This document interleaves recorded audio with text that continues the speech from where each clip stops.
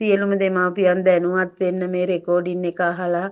මේ ඊයේ දෙහියෝ විට පිරිවෙන් අධ්‍යාපනය ලබන 7 වසර ඉගෙනුම ලබන ළමයි දෙන්නෙක් පැහැරගෙන ගිහිල්ලා පැහැරගෙන යනකොට මේ යම් කෙනෙක් දැකලා ඒ හාමුදුරුවන්ට පණිවිඩය දීලා තියෙනවා පන්සලේ. ඊට පස්සේ මෙයාලා කොහොම හරි කොටු කරගෙන තියෙනවා පොලිසියෙන් ළමයි දෙන්න අරගෙන යද්දී එයාලගේ ඇඟේ කොටස් ගන්න තමයි අරන් ගිහින් තියෙන්නේ. ඒ ළමයි දෙන්නට කියලා තියෙනවා හෙට වෙනකොට ජීවත් වෙන්නේ නැහැ කියලා. කොහොම හරි ළමයි දෙන්න මගදී අරගෙන මගේ හිතවත් කෙනෙක් ඒ බබාලා දෙන්න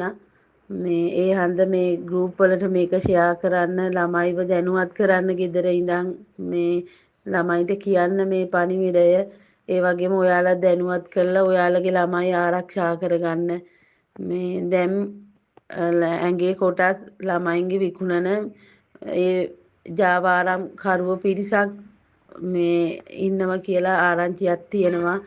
මේ පොඩ්ඩක් ගෲප් වලට මේක ෂෙයා කරන්න ඕගොල්ලෝ